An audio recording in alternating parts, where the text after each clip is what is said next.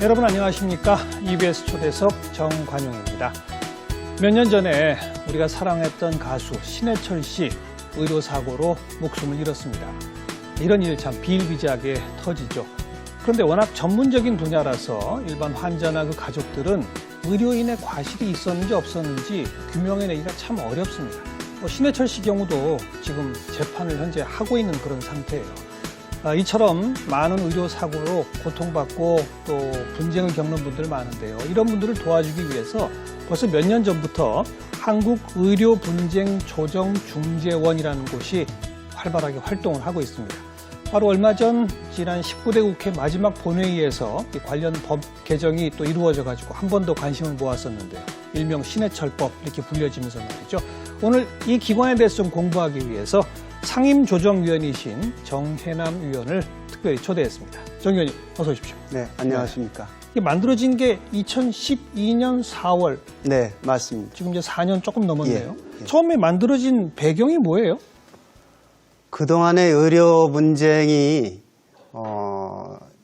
환자 측이건 의료기관 측이건 모두 굉장히 어려운 소송이다. 네.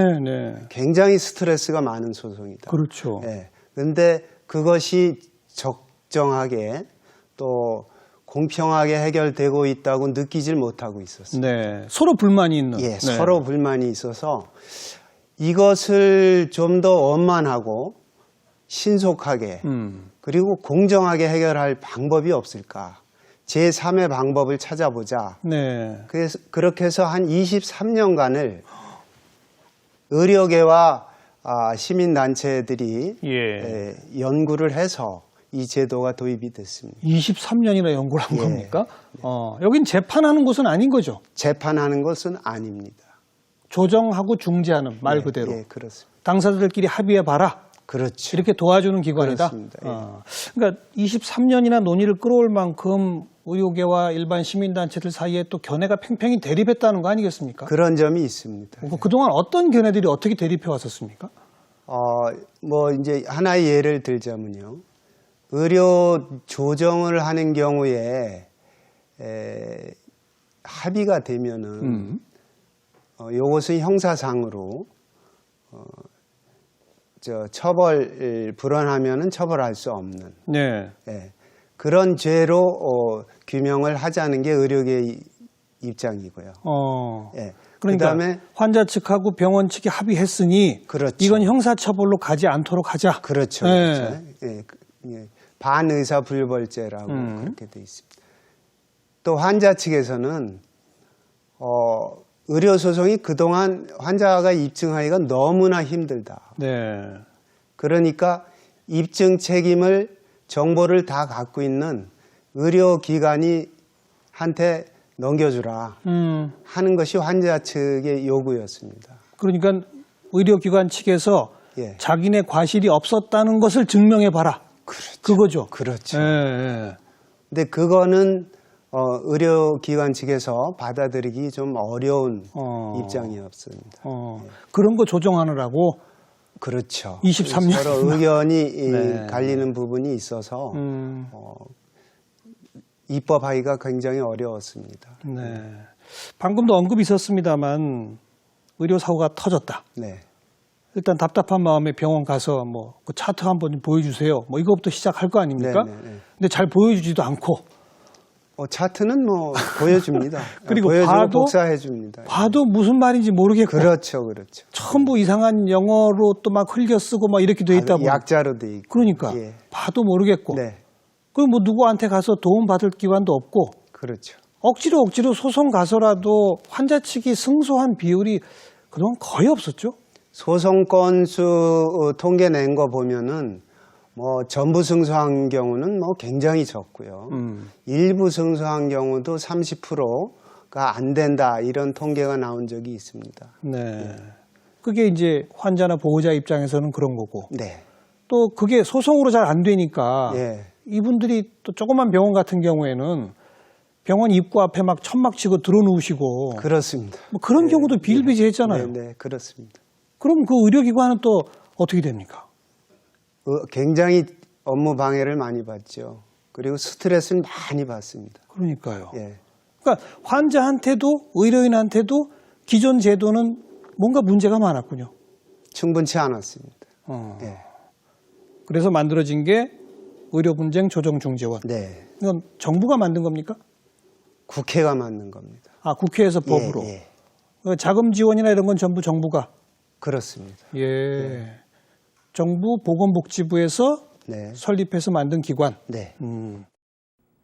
진료 결과를 놓고 환자와 의사 사이에 갈등이 빚어지곤 하는데요. 의료 사고 안 당해본 사람은 그 고통을 알 수 없을 겁니다. 유명 대학병원에서 의사가 의료 사고를 당했다는 주장이 제기됐습니다.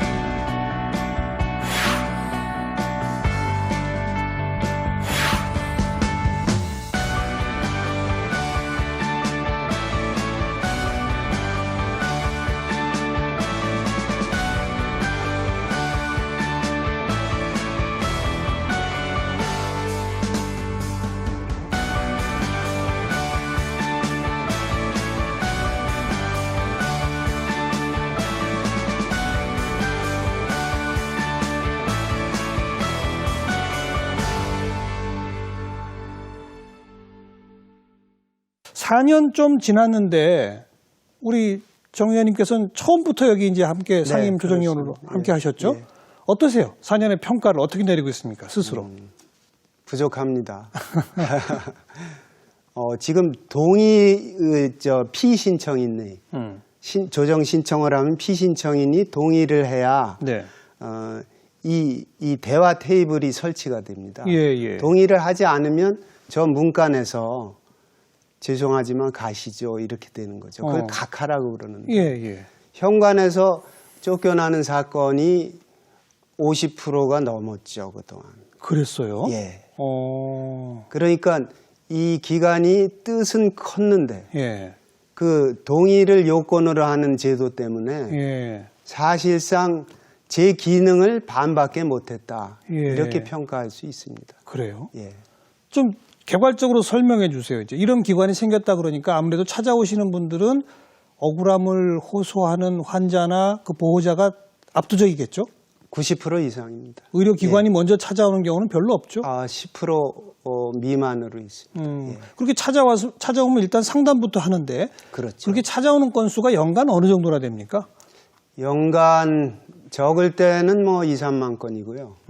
많을 때는 4만 건에 육박한다고 제가 들었습니다. 1년에 한 3, 4만 건씩이나? 예. 찾아오시는 분은 참 많군요. 예. 근데 그중에서 그럼 이거 좀 조정으로 한번 가봅시다. 이렇게 되는 건 얼마나 됩니까? 조정 신청을 한 건은 한 2천 건 가까이 됩니다. 연간? 예. 그러면 10분의 1도 안 되네요. 그렇습니다. 예. 나머지 그냥 상담만 받고 안 되겠구나 하고 돌아가시는 겁니까? 안 되겠구나 하는 사건도 있을 것이고요. 아니면 이 조정보다 다른 방법을 택해야 되겠다 하는 경우도 있을 것이고. 그렇습니다. 소송으로 가든지. 예. 그 상담은 누가 합니까? 전문 상담 요원이 있습니다. 한 8명 정도, 10명 정도 있습니다. 그분들은 뭐 의학적 지식 이런 것도 좀 충분히 있고. 교육을 따로 전문 교육을 받습니다. 예. 의료 분야뿐 아니라 법적인 지식도 있어야 될 그렇죠. 것 같고요. 예. 네. 그분들이 한 2만 건, 4만 건 하시려면 예. 힘들겠네요. 굉장히 힘들죠. 예. 근데 어쨌든 이제 그 과정에서 한 10분의 1 정도는 조정 신청으로 간다. 네. 그럼 신청이 됐다고 바로 되는 게 아까 아니라고 그러셨죠? 그렇죠. 그럼 실제로 가는 건 몇 건 정도? 실제로 조정 신청을 해서 상대방이 동의를 하는 건이 한 1,000건 안 됩니다. 그게 아까 상대방의 부동의 때문에 문간에서 돌아가시는. 그렇죠. 예. 예. 그게 동의 안 하는 경우가 대부분 의료기관이죠.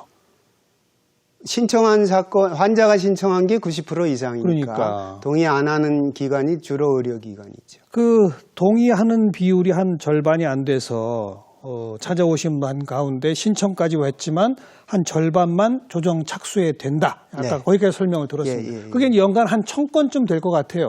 그렇죠. 1000건 가까이. 그럼 그렇게 조정 테이블에 즉 대화 자리에 앉으면 쌍방 합의에 가는 비율은 높아요? 상당히 높습니다. 예, 제가 뭐 법원의 조정위원으로도 근무를 했었는데 그때는 한 35% 정도라고 얘기를 들었어요. 그런데 의료중재원에 와서 보니까 10건이 이렇게 테이블에 올라오면은 적어도 7건, 많으면 9건이 그래요? 합의가 되더라고요. 그래서 의료인과 환자가 상당히 선량하시다. 네. 대한민국 의료인과 환자분들이 선량하다. 저는 그런 느낌을 받았습니다. 한 80%가량은 네. 쌍방 합의. 예. 이걸 그러니까 우리 정 의원님 같으신 분이 판사가 판결하듯이 양쪽 얘기를 들어보고 이건 이렇게 하세요. 그렇게 시키는 거 아니잖아요. 시키는 거 아니죠. 그러니까. 예. 그럼 어떤 역할을 하시는 거예요? 저희들이 하는 거는 쌍방이 이 대화, 논쟁이 아니고 대화를 하도록 촉진을 합니다. 대화라는 거는 기본적으로 이해, 인정, 공감 이런 거를 경청 이런 걸 포함해야 대화가 라고 하지 않습니까? 예. 이제 그 대화를 촉진하고 대화가 촉진이 되면은 합의할 어떤 방안이 그 모색이 서로 되죠. 네, 그래서 예. 합의를 독려하고 이 두 가지 일이 조정위원회 핵심 일이고요. 결정을 하는 것은 핵심 일이 아닙니다. 당사자들이 알아서 합의하도록 옆에서 거둔다. 도와주는 거죠. 그러니까요. 예. 근데 어떻게 논쟁이 아닌 대화를 하도록 촉진한다? 네. 구체적으로 어떻게 하시는데요, 그걸? 사실 막 서로 지금 막 얼굴 붉히고 찾아왔을 거 아닙니까? 그렇습니다. 어떻게 그걸 하세요? 예. 지금 이제 제가 준비 기일에 예. 환자분이나 이제 의료인을 만나지 않습니까? 따로따로 먼저. 그렇죠. 예. 그러면은 조정 기일에 논쟁을 한번 해보십시오. 법정에 가서 하듯이. 그러면 상대방이 어떻게 나오겠습니까? 그렇게 물어봅니다. 상대방이 불쾌하겠죠. 그리고 좀 더 심하면 그러면 법정 가십시다. 그렇게 나오겠죠. 이렇게 나오겠죠. 그러면 조정이 안 될 게 뻔하지 않습니까? 예. 그러면 무슨 방법이 있느냐? 그게 대화라는 거다. 그럼 대화는 어떻게 하느냐? 환자한테는요. 병원에 찾아가기 전에 그 병원의 평판을 듣고 찾아갔을 거 아니냐. 대부분 그렇죠. 그렇죠. 그 평판이 좋았을 거 아니냐. 그 병원 용하다 하니까 간 예. 거죠. 예. 찾아갔더니 시설도 깨끗하고 간호사도 친절하고 의사도 신뢰할 만하고 그랬을 거 아니냐. 그러면 그거부터 얘기를 해라. 좋았던 점부터. 좋았던 점부터 얘기를 해. 예. 인정할 수 있는 부분부터 얘기를 해줘라. 상대가. 예. 예. 그러면 상대방은 지금 재판 비슷하게 생각하고 방패 들고 왔다가 저 사람이 나를 공격하지 않는구나. 네. 그리고 방패를 내려놓는다. 예. 귀마개도 뽑는다는 거죠. 예. 그러면서 나도 당신 환자가 얘기하는 것 중에 이러한 점은 인정할 수 있다. 이렇게 나온다는 거죠. 그게 대화의 기술이라 그렇게 얘기를 합니다. 상대가 인정하는 부분부터 얘기를 시작하면 네. 무장 해제가 되더라? 그렇죠. 그럼 반대로 의료인한테는 뭐라고 말씀해 주세요? 의료인도 마찬가지입니다. 환자가 이렇게 공격성으로 나오는 그런 행동, 그런 행동에 초점을 맞추지 말고 예. 환자가 지금 다쳐갖고 병이 안 나서 수술했는데도 고생을 많이 했다. 그건 나라도 좀 화가 나겠다. 그 점을 좀 인정하고 대화를 시작을 좀 해줘라. 그 지금 어떠시냐 이렇게 한번 물어봐주면 예. 환자 마음이 확 부드러워진다. 난 잘못한 거 없다 이 말부터 하려고 막 하는데 네, 그렇습니다. 그게 아니라 가슴이 아프다 일단. 그렇죠.